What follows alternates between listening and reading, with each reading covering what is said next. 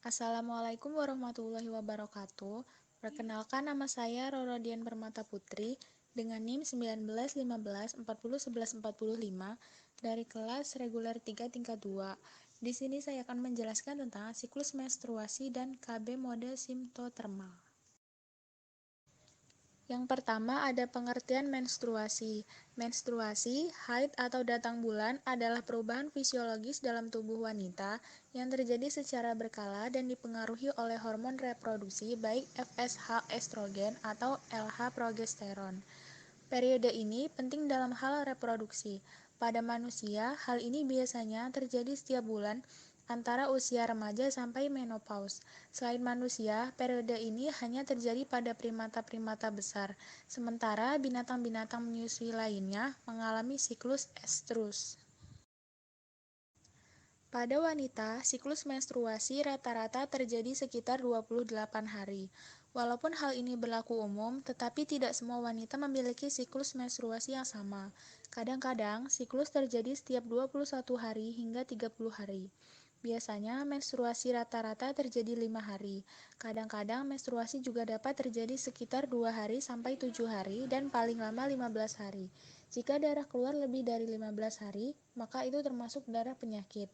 Umumnya, darah yang hilang akibat menstruasi adalah 10 mili hingga 80 mili per hari, tetapi biasanya dengan rata-rata 35 mili per harinya. Yang kedua ada siklus menstruasi. Siklus menstruasi dibagi atas 4 fase. Yang pertama ada fase menstruasi, yang kedua fase praovulasi, yang ketiga fase ovulasi, dan yang keempat fase pasca ovulasi. Berikut ini adalah gambar dari siklus menstruasi. Yang pertama, penjelasan tentang fase menstruasi, yaitu luruh dan dikeluarkannya dinding rahim dari tubuh. Hal ini disebabkan berkurangnya kadar hormon seks. Hal ini secara bertahap terjadi pada hari ke-1 sampai hari ke-7. Fase menstruasi terjadi bila ovum tidak dibuahi oleh sperma, sehingga korpus luteum atau massa jaringan kuning di dalam ovarium akan menghentikan produksi hormon yang bernama estrogen dan progesteron.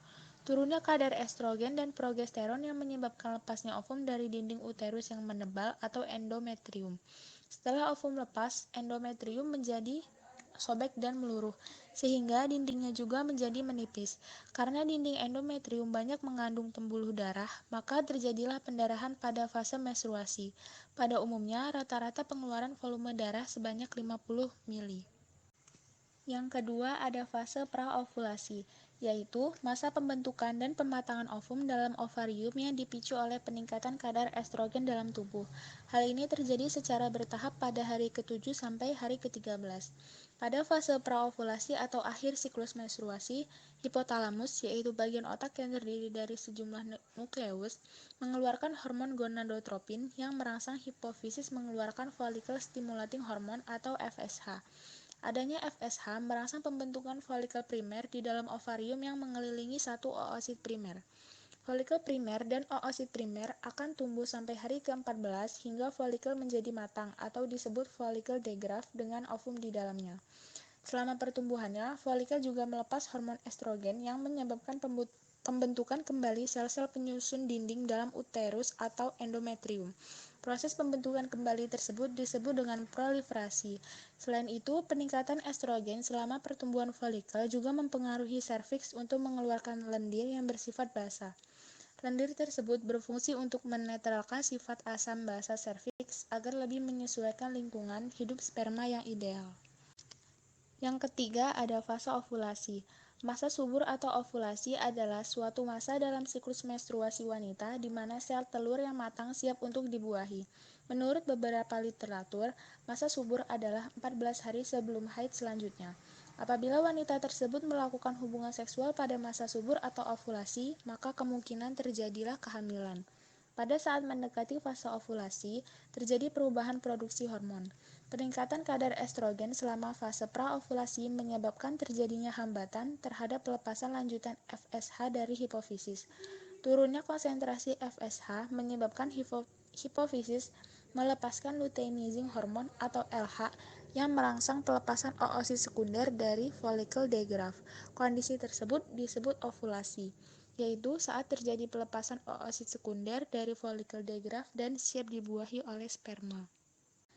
Yang terakhir ada fase pasca ovulasi. Pada fase pasca ovulasi, folikel degrowth yang ditinggalkan oleh oosit sekunder akan berekrut dan berubah menjadi korpus luteum dan tetap memproduksi hormon estrogen dan progesteron. Meskipun korpus luteum memproduksi estrogen, tetapi estrogen yang diproduksi tidak sebanyak yang diproduksi oleh folikel degrowth. Progesteron mengandung kerja estrogen dengan menebalkan endometrium. Progesteron juga merangsang sekresi lendir pada vagina dan pertumbuhan kelenjar susu pada payudara. Keseluruhan fungsi tersebut berguna untuk menyiapkan implantasi zigot pada uterus bila terjadi pembuahan atau kehamilan. Proses pasca ovulasi ini berlangsung di hari ke-15 sampai hari ke-28. Namun bila sekitar hari ke-26 tidak terjadi pembuahan, korpus luteum akan menua berubah menjadi korpus albikan, sehingga tidak menghasilkan hormon lagi. Korpus albikan ini memiliki kemampuan produksi hormon estrogen dan progesteron yang rendah. Oleh karena itu, konsentrasi estrogen dan progesteron akan menurun. Selanjutnya ada KB metode simptotermal. Metode simptotermal merupakan metode keluarga berencana alamiah atau KBA yang mengidentifikasi masa subur dari siklus menstruasi wanita. Metode simptotermal mengkombinasikan metode suhu basal tubuh dan mukosa serviks. Metode ini mengamati 3 indikator kesuburan, yaitu perubahan suhu basal tubuh, perubahan mukosa atau lendir serviks, dan perhitungan masa subur melalui metode kalender. Metode simptotermal akan lebih akurat memprediksikan hari aman pada wanita daripada menggunakan salah satu metode saja. Ketika menggunakan metode ini bersama-sama, maka tanda-tanda dari satu dengan yang lainnya akan saling melengkapi. Efektivitas dari metode simptotermal. Angka kegagalan dari penggunaan metode simptotermal adalah 10-20 wanita akan hamil dari 100 pasangan setiap tahunnya. Hal ini disebabkan kesalahan dalam belajar, saran, atau tidak ada kerjasama pasangan. Namun, studi lain juga menyatakan angka kegagalan dari metode simptotermal mempunyai angka kegagalan hanya 3% apabila di bawah pengawasan yang ketat. Hal-hal yang mempengaruhi metode simptotermal menjadi efektif yaitu 1. Pencatatan dilakukan secara konsisten dan akurat.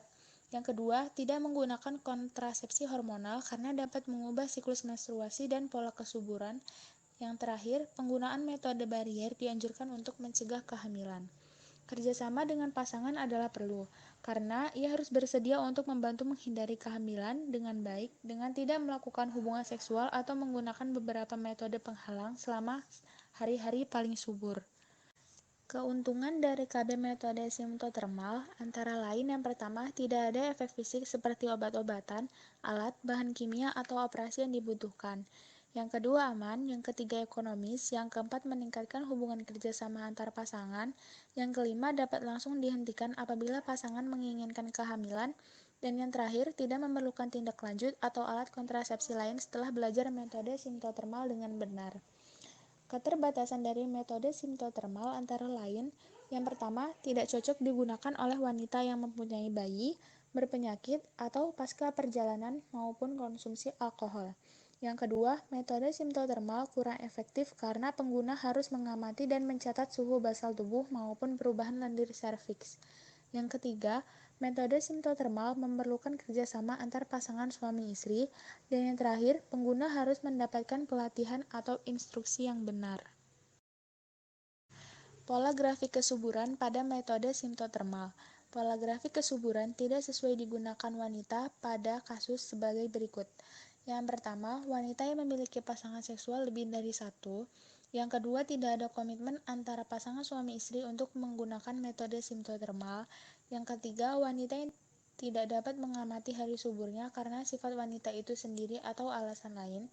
Yang keempat, wanita yang ragu apakah dia mampu tidak melakukan hubungan seksual tanpa alat kontrasepsi barier minimal 10 hari setiap bulan atau menerapkan metode kontrasepsi lain di hari tidak amannya.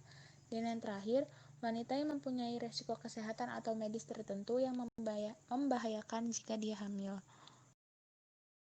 Yang terakhir ada petunjuk bagi pengguna metode simptotermal.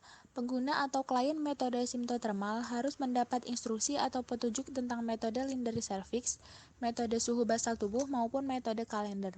Hal ini bertujuan agar pengguna dapat menentukan masa subur dengan mengamati perubahan suhu basal tubuh maupun lendir cervix. Yang pertama, klien dapat melakukan hubungan seksual hingga 2 hari berikutnya setelah haid berhenti, yaitu periode tidak subur sebelum ovulasi. Yang kedua, ovulasi terjadi setelah periode tidak subur awal yang ditandai dengan mulai keluarnya lendir dan rasa basah pada vagina sama dengan metode lendir cervix. Lakukan pantang senggama karena ini menandakan periode subur sedang berlangsung. Yang ketiga, pantang senggama dilakukan mulai ada kenaikan suhu basal 3 hari beruntutan dan hari puncak lendir subur. 4.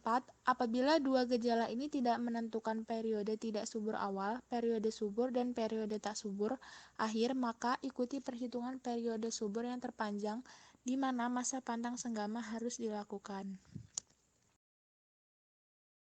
Sekian penjelasan dari saya mengenai siklus menstruasi dan KB metode simptotermal. Atas perhatiannya, saya ucapkan terima kasih. Wassalamualaikum warahmatullahi wabarakatuh.